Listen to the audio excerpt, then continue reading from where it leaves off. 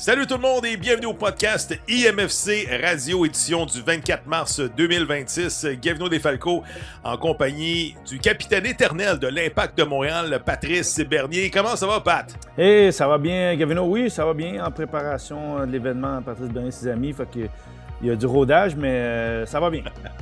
On en parlait en fin d'émission, mais écoute, Pat, le sujet qui revient dans les 48 dernières heures, encore une fois, une défaite crève-cœur du CF Montréal par la marque de 4-3.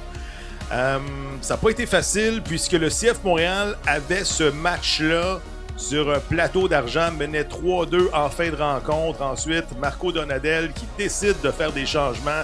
Ça bascule, 11 contre 10, on accorde 2 buts en désavantage numérique. On a tellement de choses à dire, mais écoute, rapidement, Pat, là, c'est une défaite qui fait très mal et qui fait peut-être toute la différence présentement entre un bon mot de 2 victoires, 3 défaites, et maintenant, on s'éloigne à 1-4 des premières impressions. Ouais, c'est bien que tu le mentionnes parce que c'était encore... Moi, j'ai mentionné qu'à contre Orlando, c'était prenable. Il y avait des points qu'on a laissés partir.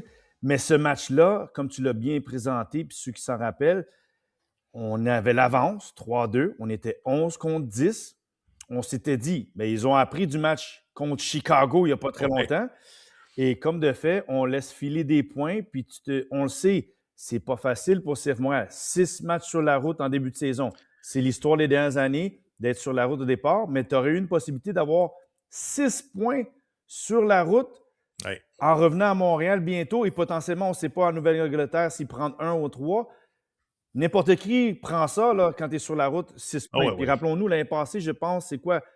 Il n'y a pas beaucoup de points à domicile. Et donc, ça aurait été bien, avant de rentrer au Stade Saputo, de savoir qu'on a déjà fait un peu la moitié de ce que tu fais dans une saison régulière de points sur la route. C'est dommage puisque tu mènes 3-2 au score, tu mènes quand même, tu donnes un bon spectacle. C'est ça qu'on veut faire avec la MLS, c'est-à-dire un jeu offensif, des buts et tout ça. On a vu une tonne de buts, encore une fois, en MLS en fin de semaine, que ce soit les Messi, encore une fois, des Charlotte qui ont gagné 6-0, puis là j'en oublie et tout ça. Mais encore une fois, tu mènes 3-2, tu vois une belle chimie se développer. On va commencer avec les points positifs, là. Jaime, Carmona et Prince, moi, je commence à être excité. Je commence à voir des belles choses, des automatismes du côté de ces 3 gars-là. Oui, écoute, c'est bien que tu le mentionnes parce que, bon, on retient la défaite puis émotivement, on est tous chagrinés déçus de la performance puis du résultat. Mais il y a des choses positives qui s'annoncent des derniers matchs. Depuis Red Bulls, offensivement, on a des flamèches. Et on a des joueurs qui commencent à développer des bons repères, des automatismes, de la cohésion. Vient dommage qu'on a vu Ivan Aimé sortir plus tôt dans la rencontre. J'aurais voulu le voir plus longtemps, surtout que c'est un joueur qu'on doit lui donner encore plus de confiance, puis plus de temps avec les autres d'avoir d'automatisme. Carmona, belle révélation. Moi, c'est un joueur que quand on a acquis, j'ai dit, lui, il pourrait être une surprise parce qu'il a beaucoup d'expérience MLS à seulement 22 ans. Et il a un atout qu'il semble être d'avoir trouvé la bonne chaise à Montréal de milieu offensif. Même, il peut jouer sur les côtés aussi.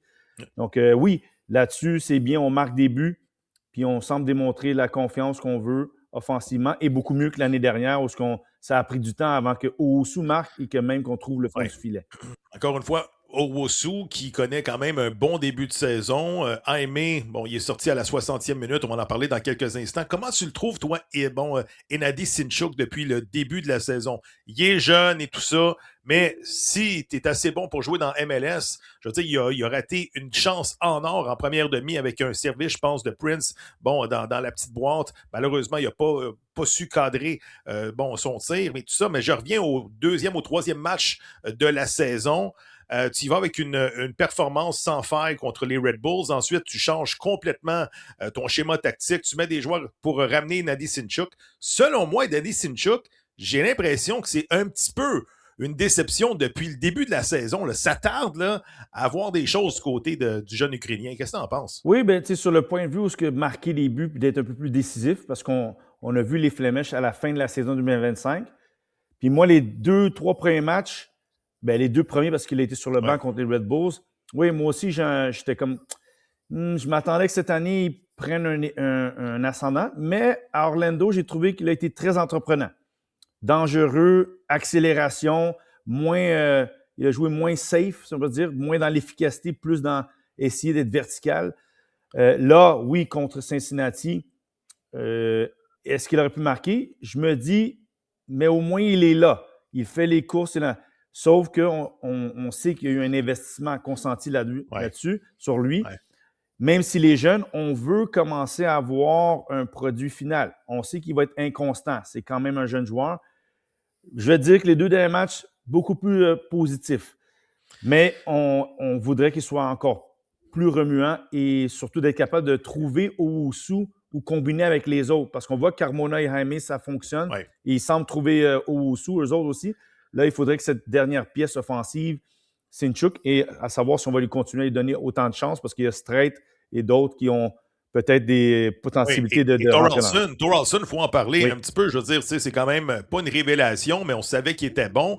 Mais la façon qu'il a joué à droite dans le 3e match de la saison, je l'ai trouvé bon. Là, tout d'un coup, Donadel, l'a déplacé à gauche pour faire de la place à Sinchuk. Tu sais, je ne sais pas si Donadel est très superstitieux, mais il change encore une fois son schéma tactique. Et lorsqu'on a une combinaison gagnante, pourquoi pas la garder? En tout cas, ça, c'est mon petit éditorial. Ivan Jaime et les changements faits par Marco Donadel, la gestion du match. Tu mènes 3-2. Malheureusement, tu changes ensuite tes 3 meilleurs joueurs pour y aller avec des remplaçants. Ça n'a pas bien été.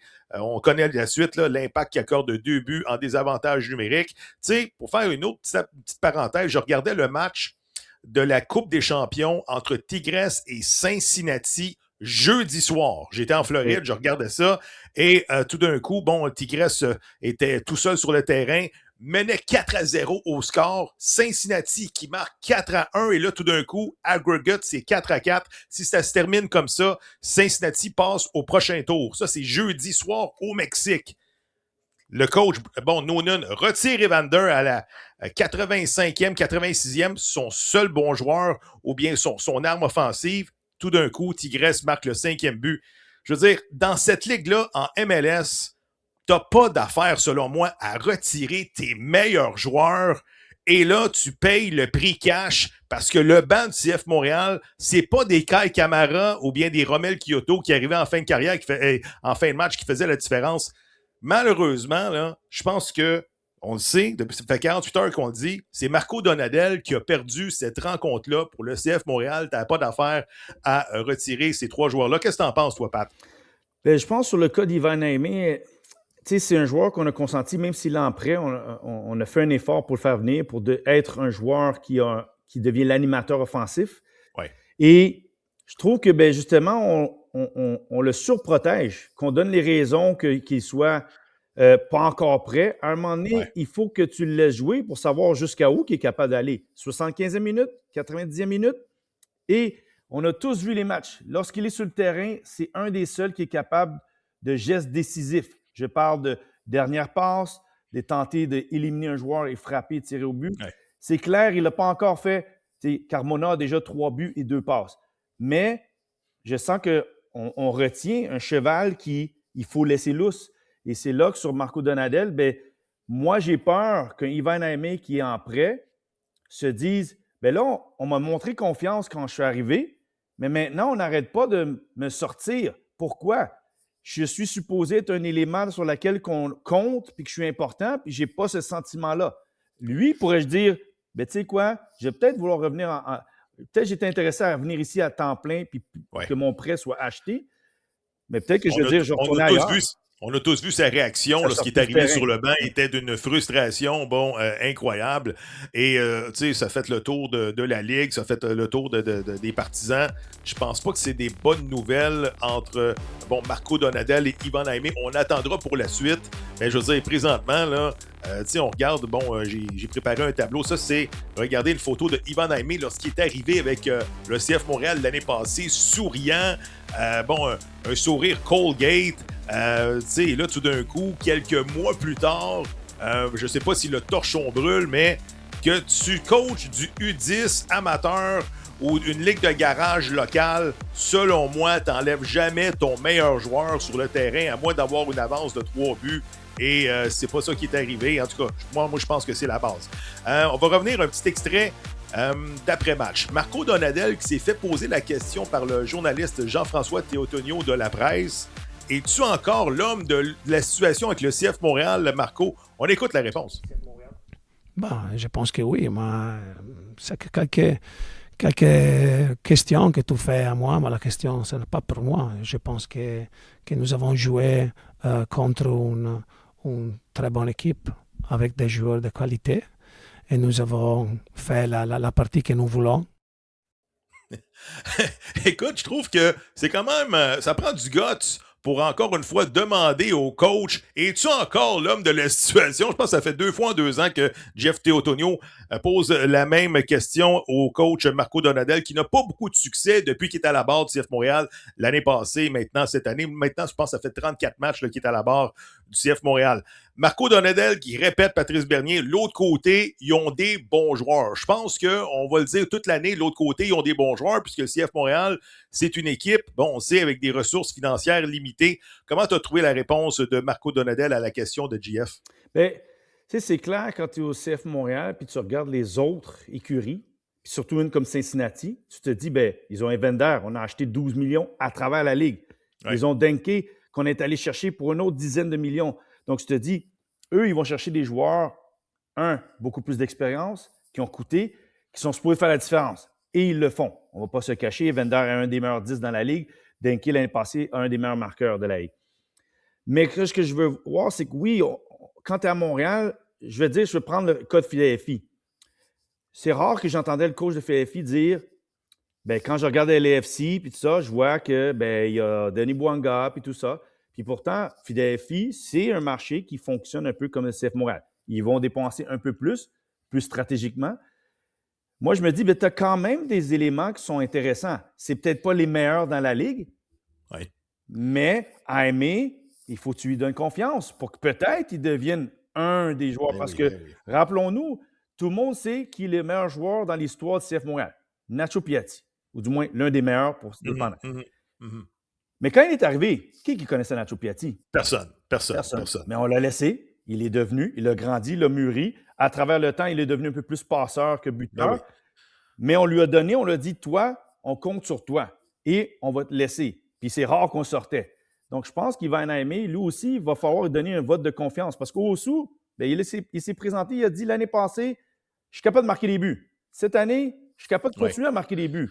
Donc, tu as quand même 2 éléments qui sont peut-être pas dans le top 20 ou top 10 de la Ligue, mais du moins pour Ivan Aimé, mais ils peuvent le devenir, et puis il faut que tu leur donnes la place. Puis un Carmona qui monte en puissance, moi, je voudrais qu'ils regardent dire, oui, j'ai pas les mêmes budgets que l'autre équipe, mais je pense qu'on pouvait leur faire mal, puis qu'on aurait pu leur faire mal, parce que regarde bien, il y a des moments à 3-2, ils ont des contre-attaques que la dernière passe ne vient pas, le dernier geste ne vient pas.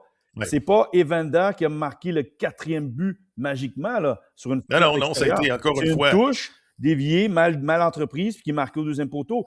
Donc, j'aurais compris que si Evander a marqué 3 buts, tu dis, t'es battu par Lionel Messi ou Evander parce qu'ils sont vraiment au-dessus de la moyenne.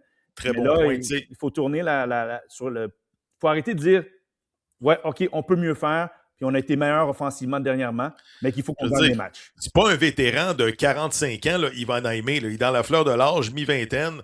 Donne-y du gaz, donne-y de la corde. Puis je pense que, bon, il ne fera pas des mains. Je pense qu'il va faire la différence. Une question très rapide du public. Mathieu Lazaro qui mentionne comment expliquer les faiblesses défensives de l'équipe à 11 contre 10. Pat, est-ce que c'est le manque d'automatisme? On vous rappelle que le CF Montréal a déjà accordé 4 buts en désavantage numérique. Je veux dire, c'est du jamais vu. J'ai jamais vu ça.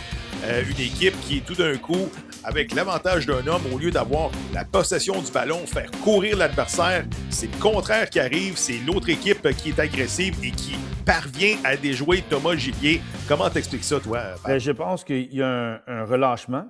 Peut-être à 11 contre 10, parce qu'on se dit, il y a un joueur de moins à couvrir, puis on est dans du homme à homme, donc, puis qu'on a l'avantage. Ça, c'est une chose.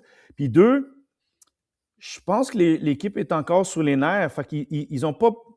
Je vais te donner l'exemple. Là. J'étais dans l'auto, je ne regardais pas vraiment le match parce que je conduisais quelque part, mais ma fille regardait le match. Puis je vois 3-2 CF Montréal.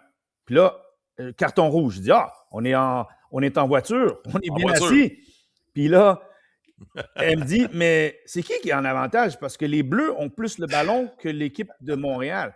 Et c'est là que je me dis, ben, la confiance de pouvoir avoir le ballon puis de jouer, puis de. Tu sais, c'est pas évident, là. Tu n'étais pas 10 contre 11 où ce que tu dis, bon, on va défendre pour notre vie puis on va espérer une contre-attaque. On était 11 contre 10, puis c'est là qu'on devait dire, ben, est-ce qu'on peut aller faire un 4-2? Et je n'ai pas senti que l'équipe Justement. était équipée mentalement. Parce que je vais donner le blanc, on va donner le blanc à Marco Daniel à des changements qu'il aurait pu mieux faire. Effectivement. Mais les joueurs sont sur le terrain. Et puis, à un T'sais, moment donné, il faut prendre leur responsabilité aussi.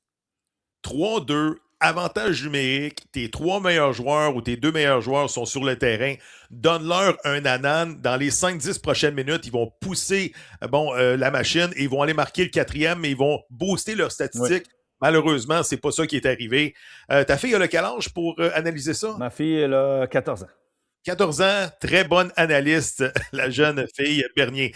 Écoute, Pat, c'est sûr qu'on va faire le tour un petit peu de ce qui s'est passé ailleurs en MLS, là. Mais rapidement, là, je regardais les autres scores ailleurs. Dane Sinclair qui en arrache, on dirait, avec Miami, a accordé 2 autres buts contre NYCFC, mais je veux dire, Messi et ses amis ont gagné ce match-là 3-2. Puis Maxime Crépeau, faire une parenthèse, là, sont-ils au courant qu'il faut jouer défensivement du côté d'Orlando? Parce que, écoute, c'est le festival du... On accorde beaucoup de buts depuis le début de la saison. Parle-moi de ces 2 gardiens-là. Je veux dire, s'il y avait un match de Coupe du Monde demain, là, disons Italie-Canada, c'est pas fait, Italie, là? Mais je veux dire, qui tu mets d'un but? Parce que les deux n'ont pas un gros début de saison, là. Ben, écoute, je ne peux pas parler pour Dane Sinclair parce que c'est la première fois que je le vois dans une situation un peu plus... moins dominant qu'il a été à l'Inter Minosa, parce qu'il il change de milieu, il est à l'Inter de Miami, plus d'exposure, plus de poussière, puis tout ce que tu vas faire comme erreur, ça va paraître plus parce que l'Inter de Miami, on en parle plus. Pour Maxime Crépeau, je suis moins inquiet, parce qu'il était 2e l'année passée à Portland sous James Pantemis. Pourtant, il performait pareil quand il était à l'équipe nationale canadienne. Ouais. Donc, moi, de connaître Maxime personnellement, puis de ce qu'il est capable de présenter, je pense qu'il est capable de hausser son jeu quand il faut, puis ben, c'est bien, il fait face à pas mal de tirs. Donc, au moins, on va dire, il a passé une année à moins jouer. Là, et clairement, il ne sera pas rouillé, comme on dit.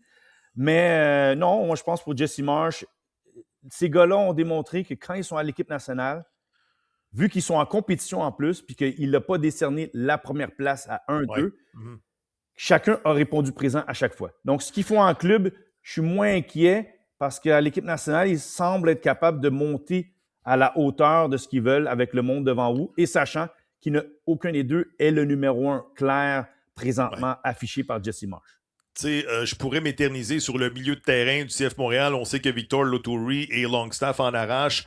On va voir ce qui va se passer. Moi, j'attends que Fabien Herbels, tout d'un coup, il arrive de la liste des blessés, il reste en santé, puis il va faire la différence. Le temps file. Qu'est-ce que tu veux voir du côté du Canada en fin de semaine contre l'Islande et la Tunisie? Beaucoup de joueurs sur le carreau du Canada. Ça n'a pas été une saison difficile pour plusieurs cadres du côté du 11 canadien. Là. On sait que plusieurs joueurs sont ennuyés par des blessures. Eustachio, Alistair Johnston qui a été ennuyé par des blessures. Davies, pas à 100%. Qu'est-ce que tu veux voir dans ces 2 matchs-là du Canada en fin de semaine? Bien, il y en a qui doivent gagner une place parce que tu l'as bien dit. Alistair Johnston est blessé. Moïse Bombito, ou du moins, ils reviennent de blessure. Donc, ils ne sont pas encore complètement dans le rythme. Davies, sa blessure est moins grave, mais il est quand même blessé. Donc, c'est 3 gars que normalement, c'est ta charnière centrale. Puis même Derek Cornelius, Rangers, ne joue pas régulièrement. Ouais. Donc, les gars qui viennent là, ils ont une place à gagner en défense. Parce que le milieu et l'attaque, on sait, Jonathan David, c'est plus ou moins clair. Au milieu, que tu mettes Koné, Saliba, Choignard ou Eustachio, c'est quand même assez solide. Puis on a beaucoup de choix sur les côtés. Schalfelberg, Ahmed qui performe bien à Norwich. Il va bien. Tejan Buchanan qui performe bien à Villarreal.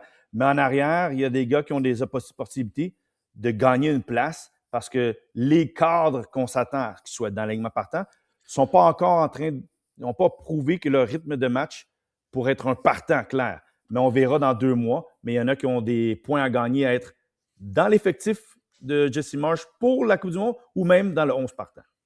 2 joueurs que je vais surveiller. Moi, Richie Laryea, je l'aime beaucoup avec le Canada. C'est le genre de gars qui rentre en dessous de ta peau. À chaque fois qu'il est dans le 11 partant, il se passe quelque chose. Oui. Il y a du brasse camarade. Marcelo Flores, je l'ai vu avec Tigres, jeudi dernier, dans la remontée contre Cincinnati. Vous allez voir, là, il a les cheveux un petit peu bleachés. J'ai hâte de le voir. Quelle position tu penses que Jesse Marsh va l'utiliser? En 8 ou en 10? Parce que c'est là où il y a le bas blesse du côté du Canadien. On n'a pas ce numéro 10 qu'on a créé au fil des années. Là. On a eu des situations de rechange, un peu comme Jonathan Osorio, des joueurs qui jouaient opposition. Mais j'ai hâte de voir le jeune Marcelo Flores qui a décidé de choisir le Canada au lieu du Mexique. Tu l'as dit, j'allais justement toucher là-dessus. C'est quelle belle histoire, un joueur qui choisit le Canada au lieu du Mexique. J'aurais jamais cru ça dans l'histoire du soccer que j'ai vécu avec l'équipe nationale canadienne. Mais tu l'as bien mentionné, c'est un joueur que le profil, il n'y a pas. Jonathan David vient jouer entre les lignes, mais c'est plus un gars qui est là pour la finition. Lui, Torres, c'est le joueur il y avait Junior Hollett, mais Junior Hollett est un peu plus âgé, expérimenté. C'est pas le gars que tu vas compter 11 partants. Flores a un rôle à gagner, d'être celui qui accompagne l'attaquant de pointe, peut-être aux côtés de Jonathan David, et de pouvoir vous jouer entre les lignes et apporter une percussion, un jeu, puis une différence. Parce que le Canada, c'est sur la vitesse, la transition rapide. Oui. Lui, il va peut-être apporter un peu plus de flair et de créativité dans des moments que les équipes se disent, le Canada, battez-nous avec la possession. Et tu as besoin d'un profil comme Flores qui va peut-être amener la dernière passe, le dernier geste et beaucoup de mouvements devant l'attaquant et débloquer des situations qui risquent d'être corsées pour le Canada. Parce qu'on sait, l'identité du Canada, c'est beaucoup de vitesse sur les ailes. John Buchanan d'un côté, Davies de l'autre. Avec tout le monde en santé, on va regarder ces deux matchs-là en fin de semaine. Rapidement, Antoine Griezmann, c'est maintenant confirmé. Il va s'aligner avec les Lions, pas à Détroit, mais à Orlando dans la MLS. Il devrait faire ses débuts tout de suite après la Coupe du Monde. Ça n'a pas pris de temps. Il me semble que la rumeur, c'était comme il y a quelques semaines. Là, tout d'un coup, on l'a vu à Orlando avec la signature. Il est signé, je pense, pour 2 ans avec une année d'option. Est-ce que c'est une bonne chose pour la MLS d'amener Antoine Griezmann, même s'il est âgé à 35 ans?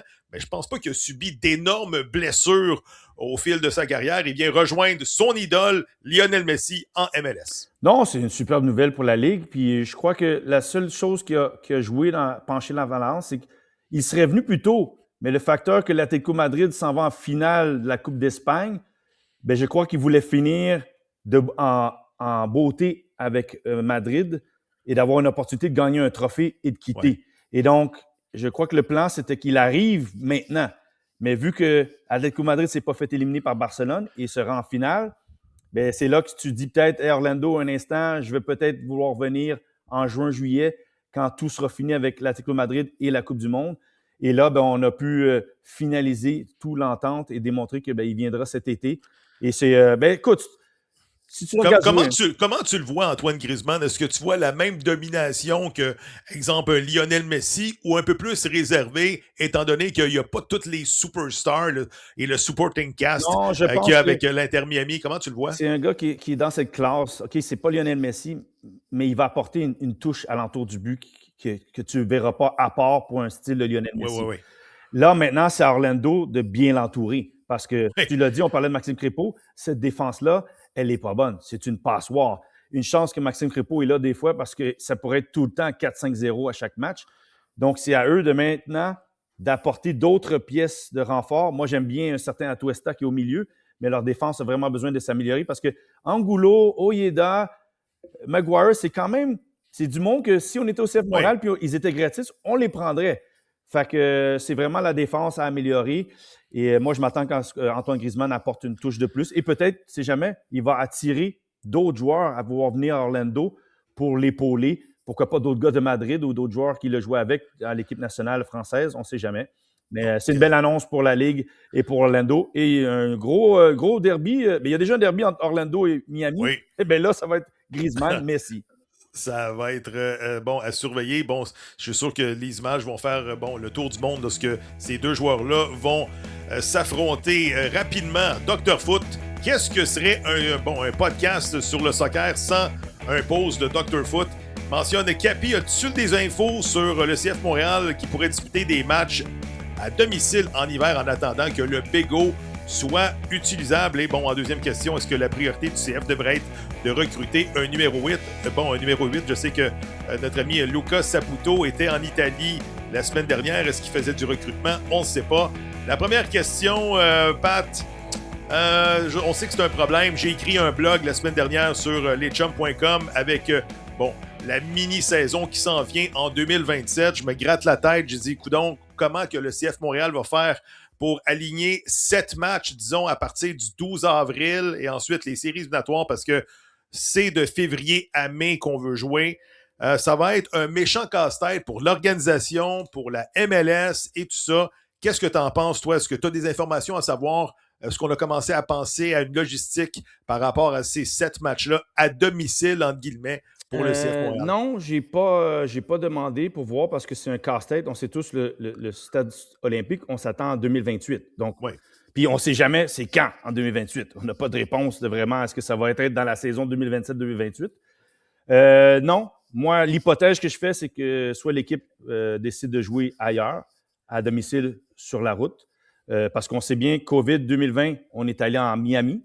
Floride, on s'est basé là et on a joué des matchs là. On a partagé le stade avec d'autres. C'est moi ce que je vois comme plaisir. Là, je vous dis, c'est des idées que je lance parce que de ce que le passé s'est produit. Ouais. Donc, j'ai pas d'idée de ce qui va arriver, mais clairement, on doit sûrement rechercher les meilleures possibilités le temps que le stade olympique soit viable pour eux autres à être utilisé au courant de... Je présume que ça va peut-être plus pour la saison 2027-2028.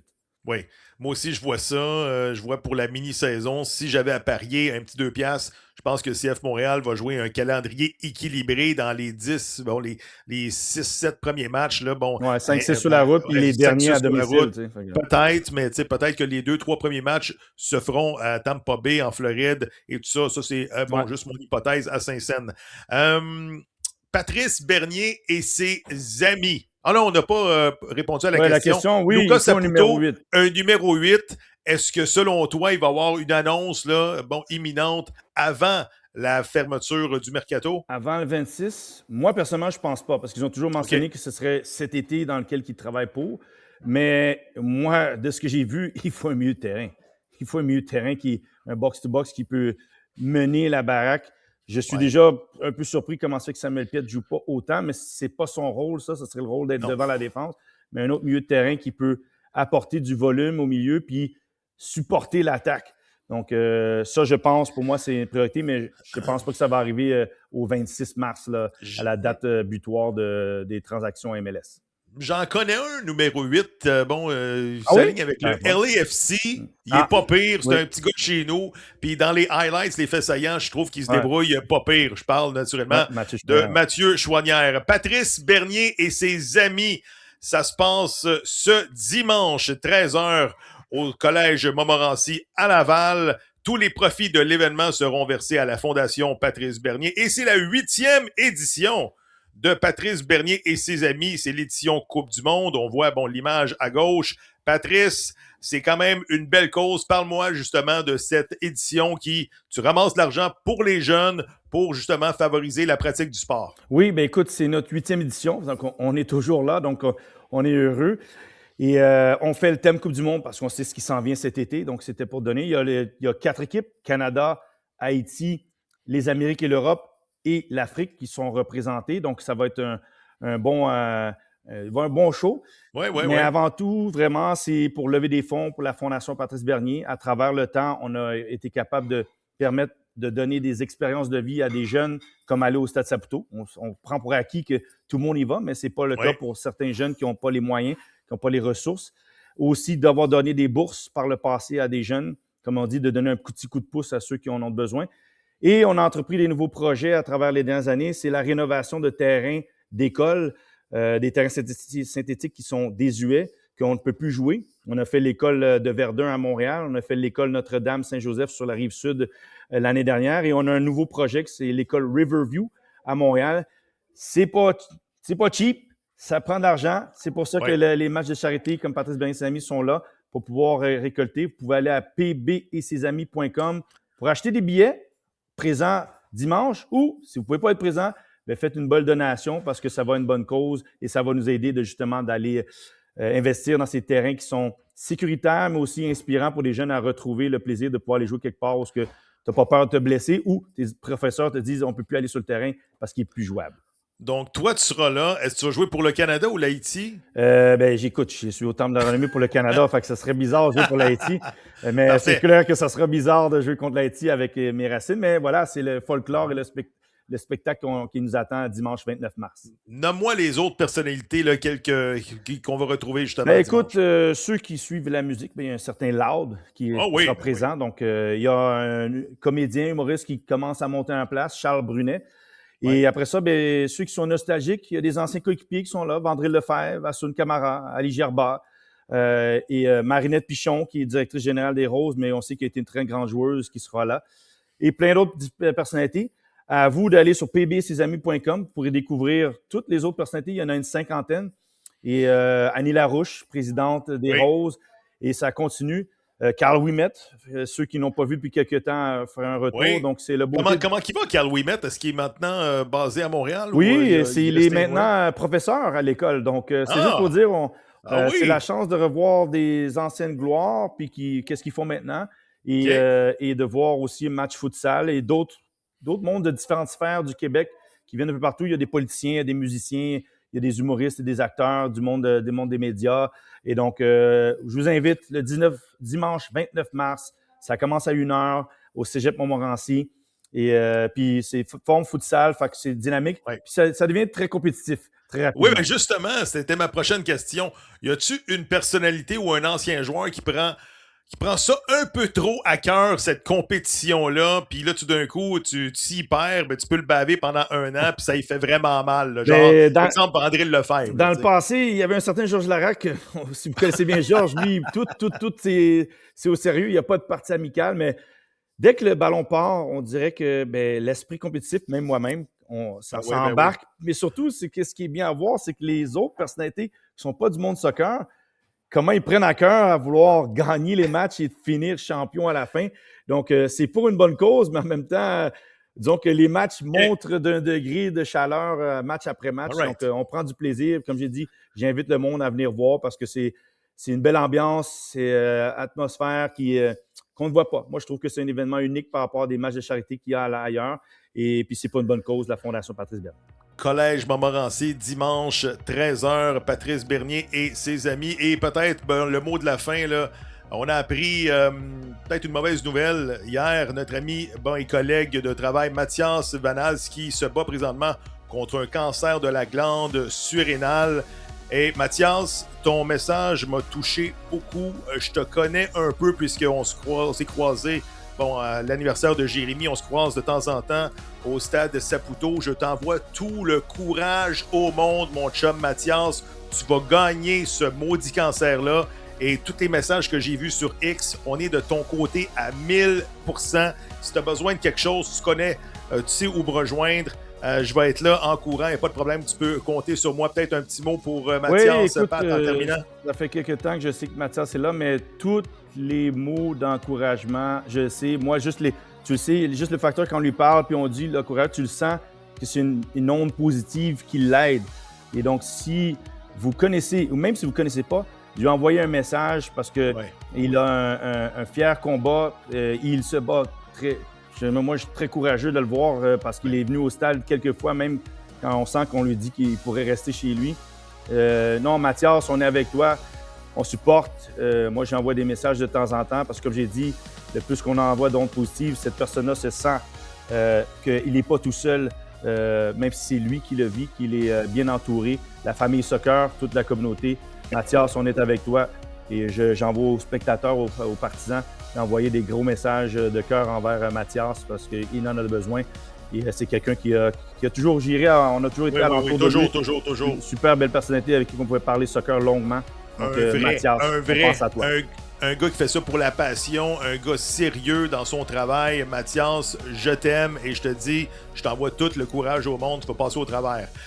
Pat, c'est déjà la fin du reportage. Je te souhaite un bel événement ce dimanche, Patrice Bernier et ses amis. Et on va remettre ça là, un peu plus tard dans la saison pour savoir qu'est-ce qui se passe dans l'entourage du CF Montréal. Merci, Patrice. Merci, Gavino. C'est un plaisir. Merci tout le monde et à très bientôt sur leschum.com. page YouTube Motel Balado et IMFC Radio. Bientôt. Bye bye.